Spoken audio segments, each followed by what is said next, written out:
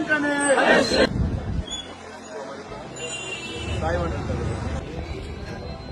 ఆదోని రెండమండల కొండపై అత్యంత పవిత్రంగా భావించేటటువంటి శివాలయం మనం కొండ మెట్లు ఎక్కిన వెంటనే సంతాన ఆంజనేయ స్వామి కిందికి కొంచెము ఎడమవైపు ఒక శివాలయం ఉన్నది. ఆ శివాలయం ఈ మధ్యనే కాశీ నుంచి తీసుకొచ్చినటువంటి శివలింగాన్ని ప్రతిష్ఠించి పూజలు అందుకున్నటువంటి సందర్భం.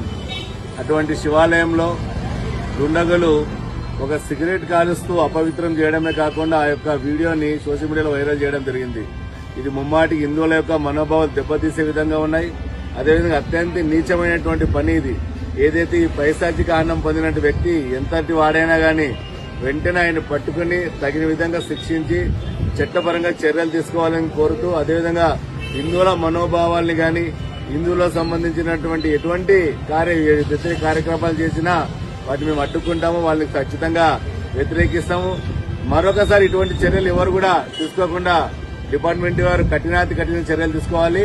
అదేవిధంగా ఆ వ్యక్తి మీద ఎఫ్ఐఆర్ నమోదు చేయాల్సిందిగా హిందూ సంఘాల మీద డిమాండ్ చేస్తున్నాం. జై శ్రీరామ్. జై శ్రీరామ్. మరి శివాలయంలో మరి ఆ దుండగుడు ఏదైతే పవిత్రంగా పూజించే దేవాలయంలో అసహ్యంగా చేయడం కార్యక్రమం చాలా హిందువుల మనోభావాలు దెబ్బతీసే విధంగా ఉన్నాయి. కాబట్టి ఒకటే తెలియజేస్తున్నాం, ఖచ్చితంగా ఎవరైతే ఆ ఘాతకానికి పాల్పడ్డాడో ఆ యువకుడిని ఖచ్చితంగా నాన్ అవైలబుల్ సెక్షన్ కేసు పెట్టి ఖచ్చితంగా రిమాండ్ పంపించి భవిష్యత్తులో ఎవ్వరు కూడా హిందువులపై అనుచిత వ్యాఖ్యలు కాకుండా హిందువులపై గుళ్లపైన కూడా అలాగే దేవి మూర్తులను కూడా పవిత్రంగా భావించే విధంగా ఉండాలని, ఏదైతే ఈ విధంగా పాడుపడే వాళ్ళని కఠినంగా శిక్షించినట్లయితేనే మరొకరు భవిష్యత్తులో చేయాలన్న ఆలోచన కూడా రాకున్నట్టుగా ఉండాలని డిమాండ్ చేస్తున్నాం. ఖచ్చితంగా ఆ పిల్లోడిని నాన్ అవైలబుల్ సెక్షన్ లో రిమాండ్ చేసి కఠినంగా శిక్షిస్తే తప్ప ఇట్లాంటి ఘటనలు పునరావృతం కాకున్నట్లు ఉంటాయని చెప్పి డిమాండ్ చేస్తున్నాం. ఈరోజు ఇదే పరిస్థితి ఉత్తరప్రదేశ్ లో అయింటే ఇంకో రకంగా ఉండేది. కాబట్టి ఇంకొకరు ఖచ్చితంగా చేయకూడదు అంటే మాత్రం ఇట్లాంటి ఘటనలు జరిగినప్పుడు కఠినంగా శిక్షించాల. ఎందుకంటామంటే శివాలయాన్ని ఎంతో పవిత్రంగా శివుని ఆదరించే అది మన ఆదోని రణమల కొండపైన ప్రత్యేకమైన చరిత్ర ఉంది. అటువంటి కొండపైన గతంలో కూడా చూసుకున్నట్లయితే శివాలయ పొలాలు పలగొట్టడము ఇట్లాంటి ఘటనలు జరుగుతున్నాయి. అయినప్పటికీ మరీ ఇదొకటి జరగడం అనేది అది ఎంతో కాలం కాదు జరిగింది, మొన్ననే జరిగింది. మరి ఆ తర్వాత ఇట్లాంటి జరగడం అనేది చాలా బాధాకర విషయం. మరి ఇట్లాంటివి జరగకూడదంటే మాత్రం కఠినంగా శిక్షిస్తే తప్ప ఇంకో మార్గం లేదని తెలియజేసుకుంటూ జై శ్రీరామ్.